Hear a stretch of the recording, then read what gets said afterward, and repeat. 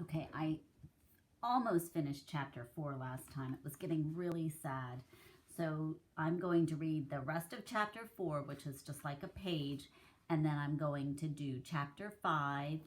And there's actually a part at the end of the book called A Peek into the Past, and it kind of talks about what life was like back in 1854. So I think I'm going to do all of that during this session. So Marta's father stood at the railing where Kirsten had last seen him with his arm around Marta's mother. "Where's Marta?" Kirsten grabbed Marta's father's sleeve. He pointed to the sailors with the box. "Our Marta died last night, Kirsten. The sailors will bury her here. Her soul is in heaven." Oh. "She can't be dead," Kirsten cried. "She can't be." Kirsten felt as though her heart was ripped in two. She started crying. She tried to say her friend's name, but her lips couldn't form the words. Then Kirsten felt Mama's arms around her, and there was the picture.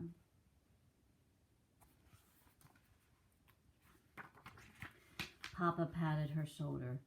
"Enough crying. Stop now, Kirsten." But Mama cradled her and said softly, "Let her have her tears."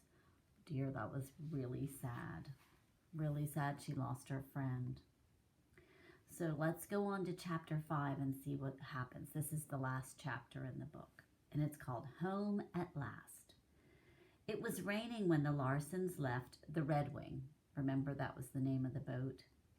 Kirsten didn't watch the riverboat pull away from the dock. She didn't ever want to see that boat again because Marta had died on it. She was lonely for Marta, and there wasn't any sun in Minnesota to look at with a prayer. So Kirsten looked at the town of Riverton. She saw wet houses, wet trees, wet horses, pulling wagons loaded with wet logs. She blinked into the rain.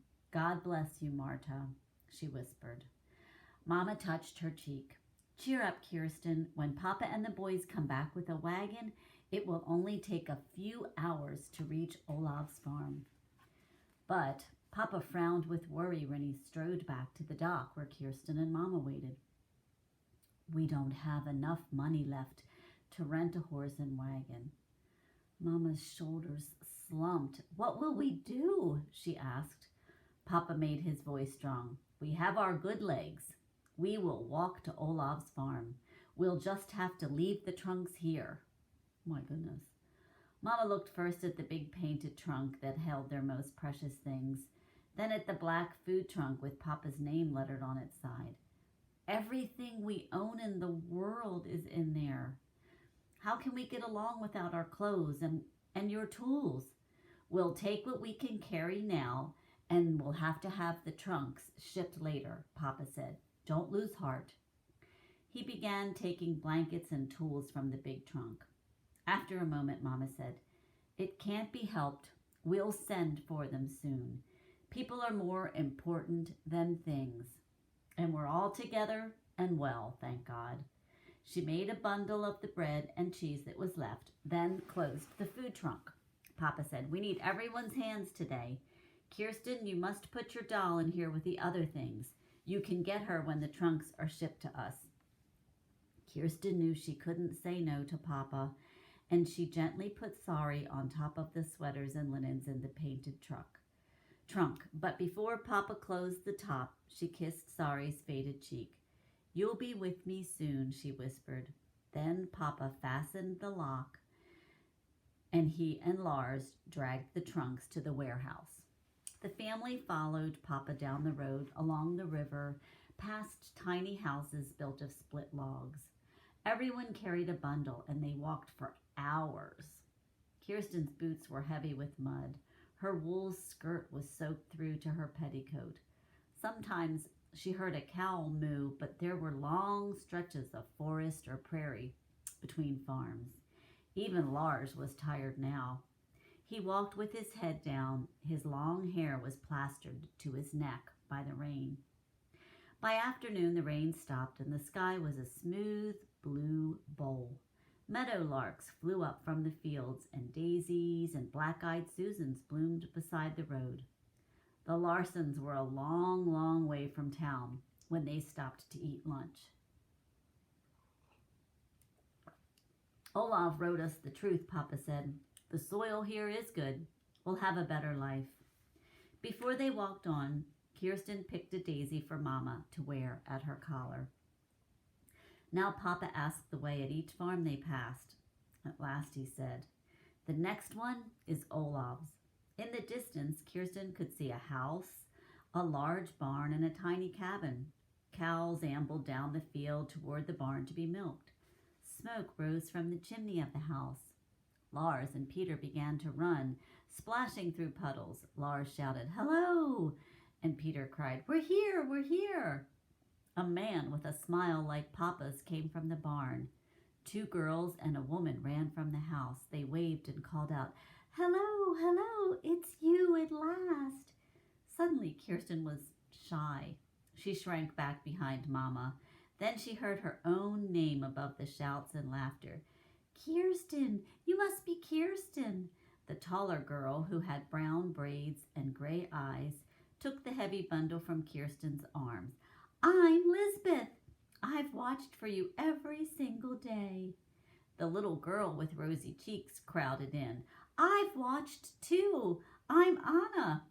Everyone was hugging. Aunt Inger tried to get all the children into her arms at one time. Papa and Uncle Olaf pounded each other's shoulders. Uncle Olaf grabbed Lars and lifted Peter off his feet. And Mama cried. Aunt Inger cried. Then they all started hugging all over again. Uncle Olaf said, "Come see the barn." "No, you don't," Aunt Inger said. Her smiling face was flushed and red. "First, we'll have supper. They're tired and hungry. Olaf, they've come halfway around the world to get here. And we walked all day," Peter added. And look, there's a picture when they must have been coming across the field. And it says, "Hello, hello. It's you at last." You can see everybody happy.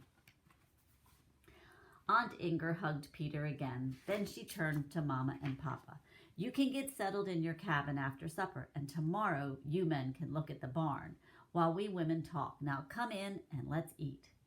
From the doorway, Kirsten saw fresh bread and butter, a big bowl of potatoes and onions, and a platter of fresh fish on Aunt Inger's long wooden table. Her mouth watered when she noticed a berry tart cooling on the back of the stove. Look, there's a little picture of the food right there. "Don't worry about a little mud," Aunt Inger said as they began taking off their boots. Then she saw that their clothes were wet too. "But look how you're soaked through," she added. "You'll catch cold. We'll find you all some dry things right now." She bustled to a painted trunk, like the one Kirsten's family had left in Riverton. From the trunk, she took men's brown trousers and white shirts, a blue cotton dress for Mama, and another one for Kirsten. This was Lisbeth's, but she's outgrown it. "It will do for now," Aunt Inger said. "Go put it on and come right down for supper." And there's a little picture of the blue dress. Kirsten followed Lisbeth and Anna up the ladder to their place in the loft. Anna gave her a piece of worn quilt to dry her wet arms and legs. "Tomorrow we'll show you our secret fort. Lisbeth and I play there with our dolls." "We'll tell you all about it later," Lisbeth added as she handed Kirsten a petticoat. "But let's hurry now. We are hungry, and I bet you are too." The dress from Aunt Inger was patterned with little red flowers. Kirsten pulled the soft cotton over her head, and Lisbeth did up the buttons. Now Kirsten was dressed just like her cousins. She followed them down the ladder into the cozy kitchen. When Aunt Inger saw Kirsten, she laughed and pretended to be surprised. "Well, who's this new girl? Have I met her before?" Mama took Kirsten's hand and turned her around for a good look. "Why, don't you recognize Kirsten Larson, my American daughter?" The next morning, Kirsten woke up in her very own bed in a small log cabin on Uncle Olaf's farm. The cabin was made of split logs. It had a bare plank floor, a small fireplace, and one tiny window. Through the window, Kirsten could see a maple tree. I'm home, she thought. My cousins live right next door. We'll be friends. And there's a teeny tiny little picture of the house up there. If you look really close, you can see it only has one window. The morning sun was already hot, and grasshoppers jumped in the long grass when Lisbeth and Anna led Kirsten down the path toward the stream. You didn't tell your brothers about our fort, did you? Anna asked. Our fort is only for girls. Anna's cheerful round face made Kirsten smile. No, Anna, I didn't tell them about the fort. I can keep a secret, I promise. Oh, good. Anna carried her rag doll under her arm. The doll's smiling face made Kirsten miss sorry. Lisbeth held up her hand for them to stop walking. Is anyone coming? She asked Anna. Anna scampered back a few steps and looked down the path that they had followed through the woods. No one's coming. We're all alone. Follow me then, Lisbeth told Kirsten, and she lifted up a pine branch and stepped off the trail into the woods. A carpet of sweet-smelling pine needles covered the ground. We go to our fort through the pines, so we won't leave footprints, Anna explained. We don't want anyone to know where we are. Here's the entrance, Lisbeth said, and she went down on her knees and crawled into a tunnel made by sumac branches. Kirsten tucked up the skirt of her new dress and crawled after her. The tunnel ended under the green branches of a wild cherry tree. Here's our fort, Kirsten. Anna pulled off her sunbonnet and hung it from a branch. Do you like it here? Kirsten looked around. The overhanging branches made a small, cool room under the tree. Yes, she said. Here's where our dolls sleep, Lisbeth said, and she laid her doll on a bed made of sticks tied together at the corners with braided grass. Now come up to the loft. Hold tightly so you don't fall. She grabbed the lowest limb of the tree and pulled herself up the branches. Kirsten gave Anna a boost, then climbed after her onto a strong limb. Here's where we keep a lookout for the boys, Anna said. Of course, we've never seen a boy in the woods, but with Lars and Peter here, we might. If we see a boy, we'll get down low and stay quiet. That's one of the rules, Kirsten. Do you promise to keep the rules? I promise to keep all your rules, Kirsten said. When she left Sweden, she never imagined she was on her way to a hiding place in a cherry tree. Since you live here now, you must have a place in our fort, just for your doll, Lisbeth said. Choose where you'd like to put her. Kirsten peered down through the branches into the fort below. There, Kirsten said, and she pointed to a moss-covered spot. You can see the girls up in the tree. And so their fort is like down under the tree, and they're sitting up in the branches. And there you can see the bonnet that she had hung on a branch. She scooted down the tree and patted the moss. It was soft and cool. Sari would love it here. Anna climbed down too. She got her doll and walked across the fort to Sari's spot. I'm coming to visit, she made her doll say. Where is Sari? Sari's still on her way, Kirsten answered. But come visit me. I'm here.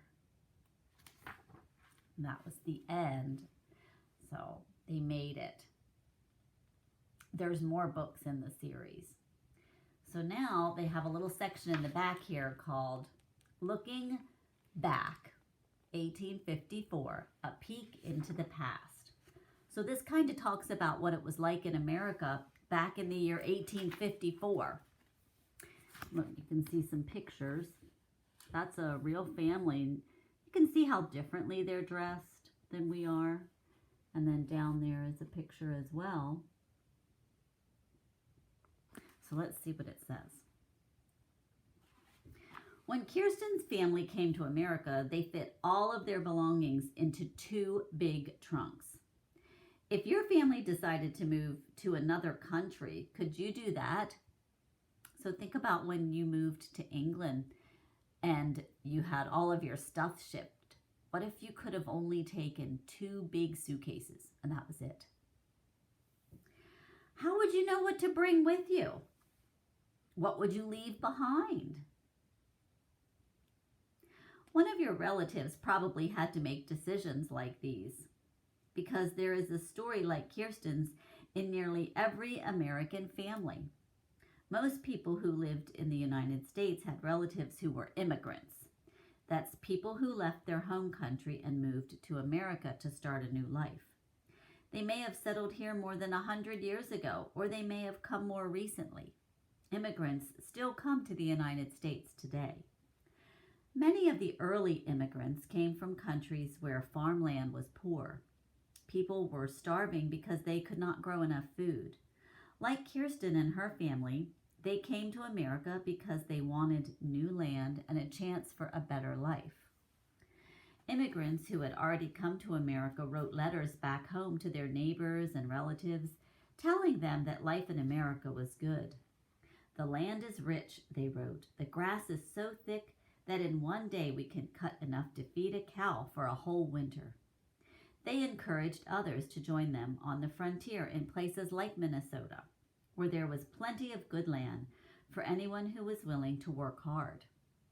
People who decided to go to America could bring only the most important things with them. They filled their big trunks with clothes, blankets, tools, and food. They also packed things that would remind them of the people they loved and the places they left behind.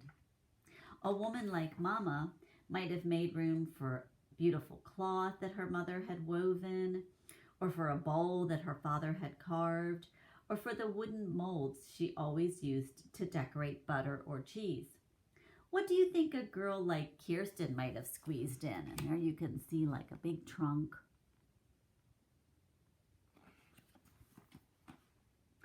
When their trunks were finally packed, a family had to travel to a port city and wait until a ship like the Eagle was ready to sail for America.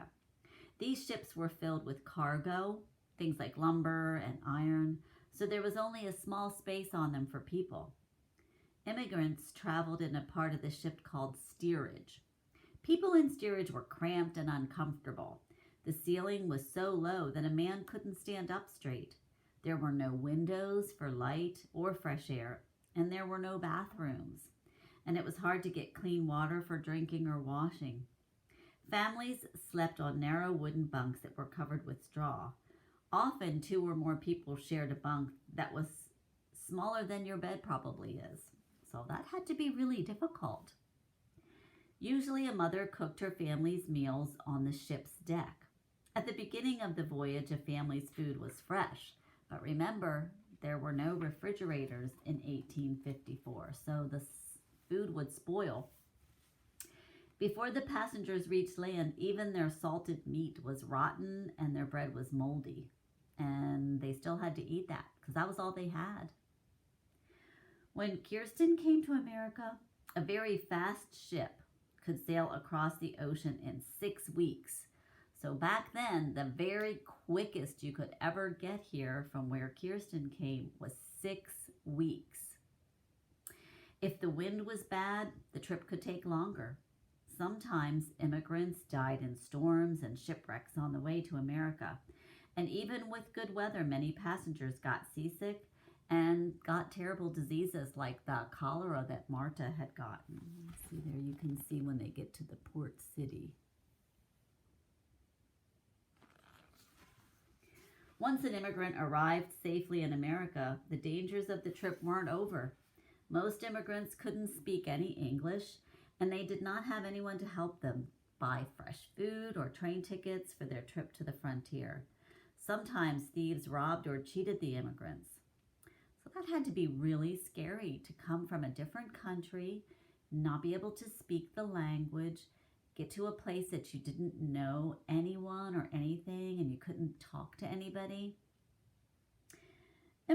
Immigrating to America in 1854 was certainly dangerous, but it was exciting too. If Kirsten's family had stayed in Sweden, she would have never seen the ocean or even a town more than 20 miles from the place she was born. Because they became immigrants, she traveled halfway around the world. So here you can see a picture of where she came. This is Sweden up here. And then the boat traveled all this distance over here to New York. And then they had to take the riverboat and the wagon to get all the way over here to Minnesota.